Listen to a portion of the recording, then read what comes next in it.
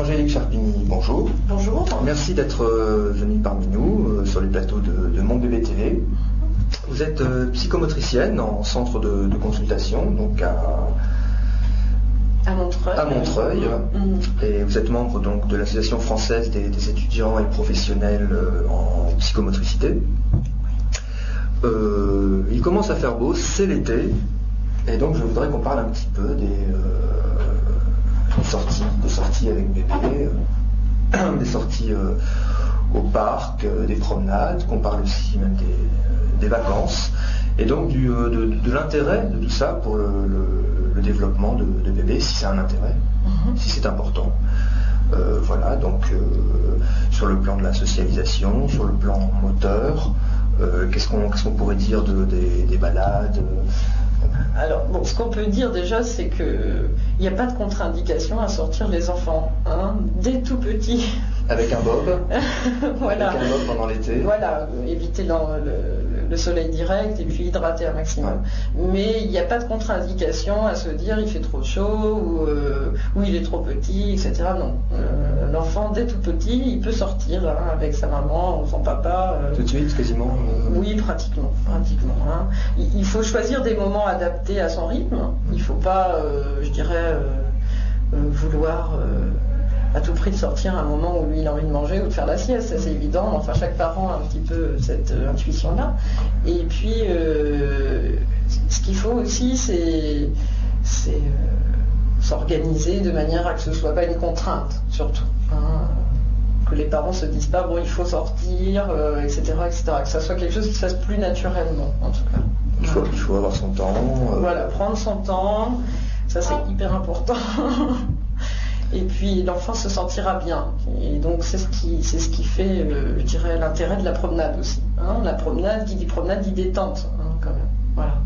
Alors, autant nous on peut apprécier ce moment de détente, autant l'enfant lui au départ il peut se sentir un petit peu perdu dans tout ça. L'air, ça fait beaucoup de stimulation pour le coup, de sensations qu'ils ne connaissent pas. Voilà. Donc à la fois ça en fait beaucoup et à la fois ça sollicite l'éveil sensoriel. Et c'est pour ça que c'est très intéressant justement de sortir de la maison, d'aller à la rencontre des éléments. Ne serait-ce que le vent sur le visage, des choses comme ça, c'est des choses qui construisent en fait le soi et qui font des expériences pour l'enfant et qui l'aident aussi à se construire. C'est très important. Ce n'est pas que du loisir en fait, ça a presque une vertu positive. Ah oui, alors davantage que le simple loisir. Oui, au-delà de se dire on fait la promenade pour faire la promenade. Tout participe à la construction de l'enfant, surtout quand il est tout petit, il est immature, il ne connaît pas grand-chose. Donc tout ce qui peut, je dirais, stimuler ses sens, que ce soit l'odorat, que ce soit le toucher, par le vent ou la pluie, que sais-je, mais vous disiez c'est l'été il fait beau, mais c'est l'été il pleut, il faut sortir quand même à la limite. C'est aussi important de le confronter à ça, parce que la première fois qu'il va sortir et qu'il va pleuvoir, il va se demander ce qui se passe. C'est la vie aussi. Et c'est ça qui est intéressant, c'est qu'il se demande ce qui se passe et qu'il s'adapte à la situation. Tout à fait, voilà. Ça lui donne des outils pour s'adapter, en tout cas, plus facilement. Au changement aussi, puisque aller dehors, c'est-à-dire aller à l'extérieur du monde, de l'environnement qu'il connaît le mieux, c'est aussi changer ses habitudes. Et donc du coup, ça crée des ruptures dans le rythme du temps, de la vie, de sa maman, de son papa, qui ne se parlent peut-être pas des mêmes choses non plus qu'à la maison. Ça, c'est très important, justement, que le contexte soit différent. Alors par exemple, au parc, il va pouvoir fréquenter d'autres enfants qui, contrairement à la crèche, n'auront pas forcément le même âge que lui. Au parc, il va découvrir le toboggan, le sable, il va rentrer plein de sable. Ça, ce sont des expériences qui sont très riches, bien sûr, qui construisent. Alors justement, ce qu'on peut reparler un petit peu, c'est avant d'aller vers le toboggan, il va y avoir une étape où il va être quand même dans la poussette, mais il n'aura pas encore, je dirais, les capacités justement motrices de pouvoir s'affronter un petit peu au bac à sable.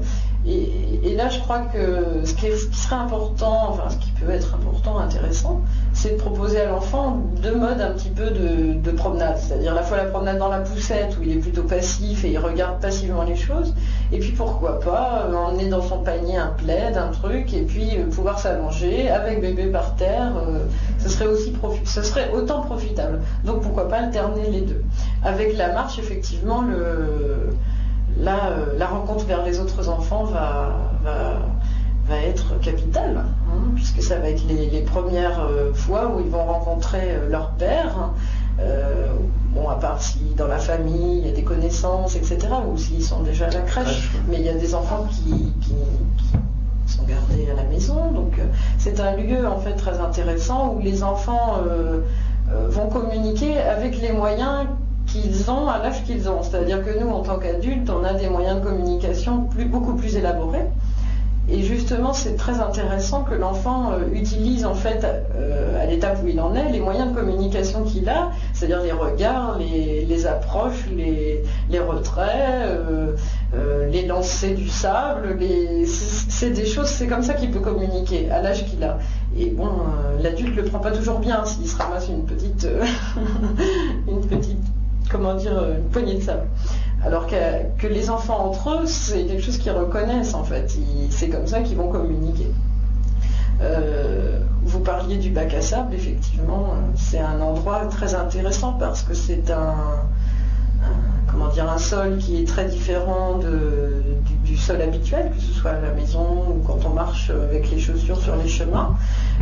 Quand c'est possible et quand les conditions le permettent, c'est bien de mettre les enfants pieds nus, parce que ça leur permet d'avoir encore plus de sensations, notamment au niveau de la voûte plantaire, des sensations supplémentaires qui vont leur permettre qui vont solliciter aussi leurs facultés d'équilibration.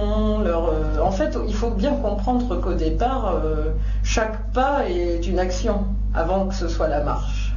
Et que finalement, plus les expériences vont avoir lieu, plus l'enfant va enrichir ses capacités. Et donc chaque pas qui est un tout va devenir un tout qui est la marche. Et en fait, ça, c'est réussi grâce aux nombreuses expériences, notamment dans le bac à sable, où le pied va être mis de travers, donc il va falloir ressolliciter le corps pour se redresser, pour pas tomber, et en même temps on va chuter, et c'est normal, ça fait partie aussi des apprentissages. Et tout ça, c'est vrai que les promenades le permettent. Et alors les vacances, c'est la décontextualisation à puissance 10, puisque les vacances, on entend peut-être on entend une autre langue, ou alors on dort pas dans son lit habituel, on voit encore d'autres personnes. C'est tout aussi enrichissant. Alors je crois que là, comme dans les promenades, j'en ai pas parlé, mais je pense que chaque chose peut s'accompagner aussi de mots de la part des parents, de langage, un petit peu de commentaires sur ce qui se passe. Là, pour le coup, je pense que les voyages doivent être encore plus parlés aux enfants. C'est quand même une rupture assez importante avec un environnement familier qui peut être vécu de manière difficile par l'enfant. Angoissante peut-être. Voilà, angoissante. Et l'enfant n'est pas encore capable de supporter ces angoisses-là. Donc c'est à nous de lui donner les outils pour qu'il le supporte le mieux possible. Nous, on peut penser qu'on va revenir où on était, qu'on va revoir les personnes qu'on aimait. L'enfant, lui, n'en est pas encore capable, tout à fait. Donc du coup, c'est intéressant quand même de bien lui parler de tout ça, de ce qui va se passer, de pas soi-même être trop angoissé non plus, parce que c'est vrai que sinon l'inquiétude fait que l'enfant va être inquiet lui aussi. Et donc il faut bien préparer les choses. C'est surtout ça, bien préparer son départ, bien préparer l'environnement où on sera accueilli, que ce soit à l'hôtel ou dans la famille, et puis pouvoir prévoir des petits, ce qu'on appelle nous des objets transitionnels, qui sont en fait des petits objets peut-être qui feraient le lien entre la maison et le nouveau lieu d'accueil. En fait, voilà, des petits objets qui nous suivent comme ça. Donc ne pas oublier le fameux doudou. Voilà, par exemple. Certains objets. Est-ce que vous conseilleriez un âge minimum pour prendre un enfant en vacances Alors, pour emmener les enfants en vacances, je pense qu'il n'y a pas d'âge minimum, en tout cas pour partir avec leurs parents. Non, je pense que ça peut se faire à partir du moment où, justement, je vous disais, c'est bien préparé. Mais effectivement, pour la séparation, là, c'est la séparation d'avec les parents, c'est une étape difficile, c'est une étape très difficile. Lorsqu'on choisit donc de confier, par exemple, aux grands-parents et la nourrice pendant une semaine, et là, ça peut être vécu de manière difficile, autant par l'enfant que par ses parents d'ailleurs, qui sont confrontés eux aussi aux premières séparations, à devoir confier leur enfant. Donc ça, c'est quand même pas facile. Et puis... Donc là, il y aurait un âge, vous pensez? Un âge minimum? Je pense que un des âges, un jalon comme ça, un espèce de jalon de repère, c'est que un petit peu avant 2 ans, l'enfant a atteint un petit peu ce qu'on appelle la permanence de l'objet. C'est un grand mot comme ça, mais ça permet de nous dire en fait que en dehors de sa perception réelle, les objets ont une existence. Jusqu'à cet âge-là, l'enfant, si l'objet disparaît sous la table, l'objet a complètement disparu. Et jusqu'à l'âge de 2 ans, un peu plus tôt, 18 mois, l'enfant va construire cette représentation des objets qui sont autour de lui. Mais des objets, mais aussi des personnes. Et donc petit à petit, les choses vont prendre forme en pensée en lui. Et du coup, s'il ne peut pas, je dirais, y avoir recours par la perception directe, il va pouvoir y penser. Oui. Penser à sa maman, penser à sa maison, penser... Donc il faut quand même respecter cette étape-là du développement et peut-être penser qu'à partir de 2 ans, bon, on peut l'envisager. Maintenant, il ne faut pas non plus que ce soit un arrachement ni du côté des parents, ni du côté de l'enfant. Hein, il faut respecter, je dirais, le rythme des parents et de l'enfant. Ça me semble plus tardif que ce que j'imaginais. 2 ans pour se séparer, une petite période.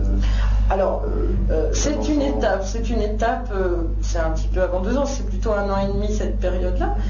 Mais il faut, je pense que... Cela dit, ça peut être différent si on connaît déjà la personne. Tout à fait, bien sûr. Ta grand-mère qui bien sûr. Et puis, il y a des moyens de communication, il y a je dirais il y a des moyens de communication directs que sont le téléphone ou que sont maintenant l'internet, etc. Mais il y a aussi tout simplement le fait que la grand-mère parle à l'enfant de sa maman, c'est aussi important. Alors, je disais un petit peu 2 ans parce que c'est vrai que c'est possible avant. Mais il faut voir comment chacun le vit. Je pense que c'est là encore des situations uniques qu'il faut appréhender et puis gérer au mieux sans qu'il y ait trop d'angoisse et d'inquiétude. Qu'est-ce que vous, en tant que psychomotricienne, auriez à dire sur l'eau? Sur l'eau, en dehors du bain? Alors justement, on peut repartir un petit peu de l'eau et notamment du bain, mais le bain n'est pas la première confrontation à l'eau que fait l'enfant. L'enfant, il est baigné dans le liquide amniotique jusqu'à sa naissance, donc il a cette sensation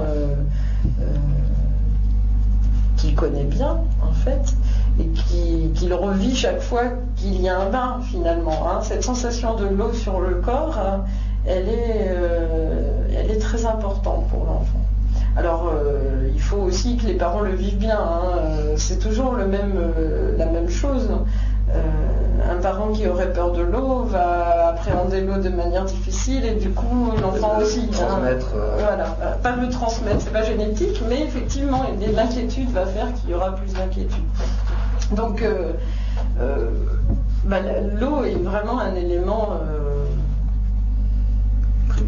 primordial et comment dire est connu de l'enfant. Donc ce qui fait qu'on peut repartir de ça effectivement pour lui proposer des situations tout en allant doucement et à son rythme.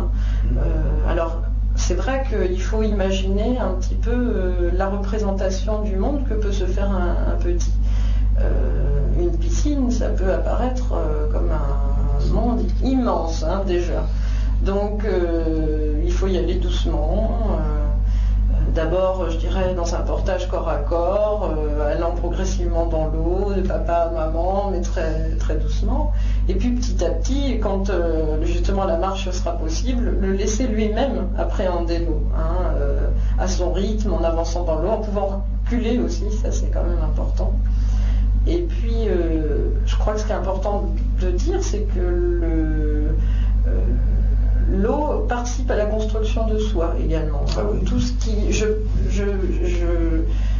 parlais du vent, là je parle de l'eau, c'est-à-dire que l'eau va produire des sensations sur le corps qui vont construire un petit peu cette image que l'on a de son corps. Ça nous donne des informations supplémentaires sur notre corps, sur sa taille, c'est-à-dire quand je ressens avec mes pieds, quand je bouge mes pieds dans l'eau, je ressens l'eau contre mes pieds et donc je connais un petit peu la forme, j'ai des informations qui me parviennent sur mon corps. Et donc cette situation d'être dans l'eau et d'en pouvoir en profiter, même déjà tout bébé, c'est-à-dire de porter un tout petit, de manière sécurisante, et de lui faire des petits mouvements dans l'eau, des mouvements de va-et-vient, participe déjà à sa construction. Et puis après, plus il va grandir, plus les jeux moteurs en fait dans l'eau vont être prédominants.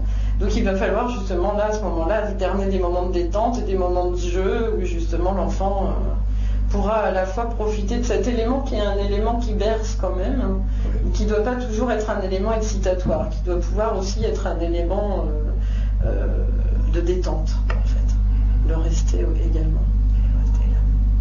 Et alors pour les tout petits, pour les bébés, déjà à partir de quel âge, vous savez, à partir de quel âge on peut emmener un enfant dans une piscine, la piscine? Alors normalement il n'y a pas de contre-indication, en tout cas médicale, à la baignade d'un tout petit. Maintenant il faut voir et se renseigner dans chaque commune. Je pense que en ce qui concerne les piscines municipales, il y a certainement un âge minimum. Alors ce qu'il faut savoir, c'est qu'il y a des plages horaires qui sont réservées plus particulièrement aux bébés nageurs, qui sont des activités organisées parfois par des psychomotriciens d'ailleurs, et qui permettent, dans un cadre un peu plus adapté, de profiter de la piscine, parce qu'il faut quand même penser à la température de l'eau, qui est quand même un élément important, éviter un peu les chauds froids, les gros écarts de température, ce qui est difficile à vivre pour l'enfant, qui est vécu comme un stress. Et puis voir l'organisation générale aussi dans le lieu. Il y a des piscines qui vont être plus adaptées que d'autres, ne serait-ce que par l'organisation de l'espace, ne serait-ce que les cabines pour se préparer, etc. Donc il faut se renseigner et puis ne pas hésiter, parce que c'est quand même un moment privilégié de relation entre les parents et leur enfant qui me semble très très important pour le développement de l'enfant. Et demander à son pédiatre aussi si l'enfant, cas particulier, ne présente pas de contre-indication. Voilà, tout à fait. L'avis médical est toujours le bienvenu et puis peut rassurer, donc c'est ce qui est important. Et à la mère des précautions particulières? Vous parliez tout à l'heure de marcher pieds nus dans le sable, Alors ça c'est vraiment une activité qui est très intéressante pour les enfants, déjà parce que c'est nouveau, le sable est mouillé, on s'enfonce, donc tout ça c'est vraiment... nouvelles expériences. C'est des nouvelles expériences. Sensorielles, voilà. Et donc a priori plutôt bonnes pour le développement. Tout à fait, et qui vont solliciter plein de choses, tant au niveau musculaire qu'au niveau de la curiosité. Donc on est encore en plein évolution psychomotrice là pour le coup. Bien. Conclusion?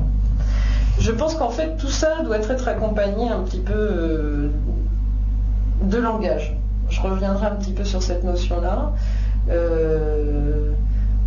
En accompagnant l'enfant dans ce qu'il fait, dans les expériences qu'il fait, ça lui permet comme ça d'appréhender les choses en avant de l'expérience, c'est-à-dire à la fois il va voir ce qu'il va devoir faire, c'est-à-dire il y a l'eau devant soi, oh là là, mais bon, englober de mots et puis de pas forcer. Le forcing, je crois que ça marche pas et en plus les enfants ont tendance comme ça à faire des phobies après, ce soit par rapport à l'eau, que ce soit par rapport à l'herbe qui pique ou n'importe quoi. Donc le laisser faire un minimum en étant là autour de lui, en l'accompagnant, encore une fois. Donc ne pas forcer l'enfant et ne pas le laisser seul face à une nouvelle expérience. Oui, je crois que ça c'est important, surtout dans les 3 premières années de la vie. L'enfant se construit de plus en plus, mais effectivement, où tout est encore fragile. Il a encore besoin énormément de ses parents. Donc ils doivent pouvoir être là, tout en étant un petit peu à distance, au fur et à mesure que l'âge évolue, mais ils sont là. Eh bien, sur ces mots, je vous remercie, Angélique Cherpigny, merci beaucoup d'être venue à mon bébé télé